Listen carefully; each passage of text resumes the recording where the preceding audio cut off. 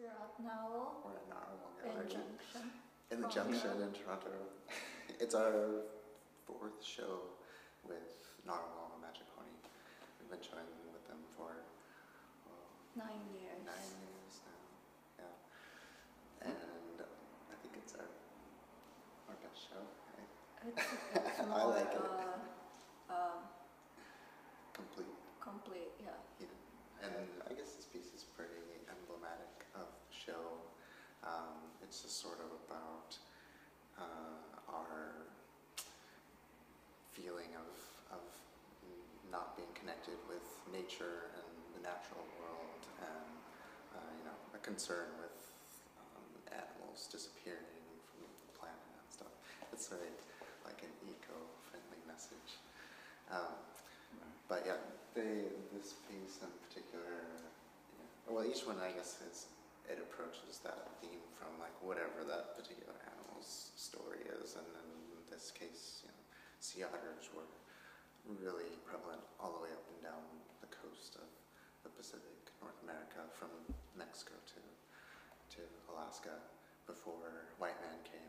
So they came and wiped them out, and then after that, the kelp forests disappeared, and so there's virtually no kelp forest left compared to what there was before white people came. So it's sort of like that idea of like when we came and broke that circle without knowing that we were supposed to be maintaining the circle and being a part of this circle of life.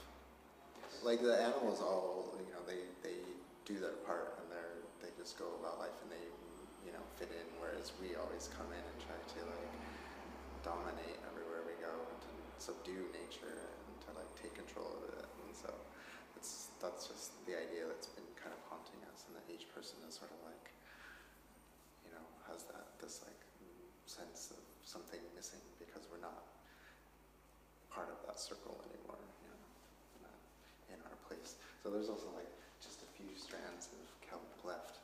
So as a scuba diver, like I started out diving, and she started out diving in California, which used to be just totally covered with kelp. And now there's only a few places left that you can go that have healthy kelp forests and stuff. It's mostly islands off the coast and stuff like that, and a few other places. But it's like kind of sad to not have that everywhere. So it's something that we see and feel.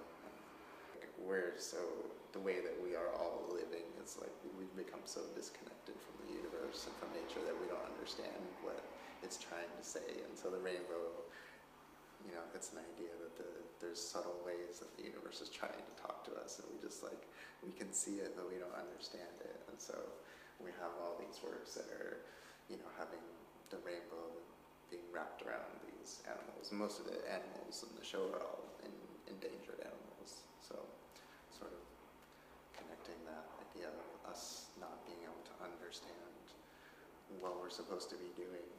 That's bringing all these creatures to the brink of extinction. Wow. Well, those are pretty, sort of deep messages for the kind of whimsical, fun treatment that typically, is on the face of your work as an arc. Yeah. They still look fun, even though. Yeah, I mean, it's weird, but I think of the show as being kind of dark in a way, in that sense, because it's all about like that hole in our souls of like that we're all trying to fill with like consuming and shopping and fast food and TV and stuff like that. but it doesn't ever come across that way. A lot of our work is like that. You've seen our work before in the past, and it's like it always is kind of fun and cute, but there is some underlying message for us. So like where we started from, the theme is about ecology and things like that. So can I ask you a couple of questions about technique and materials for this show? How generally speaking are these done? It's mostly gouache. Gouache and some prints, resin, Japanese paper tapes, acrylic, pencil.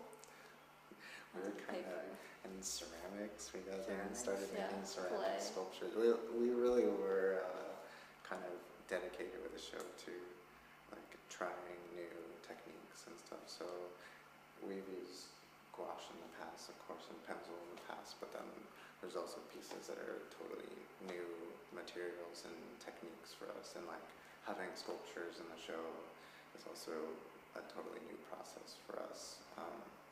But yeah, it made it pretty fun to do, which maybe is why this show feels like so complete to us, because we actually really were able to keep our attention span like focused on this one theme, because we were trying different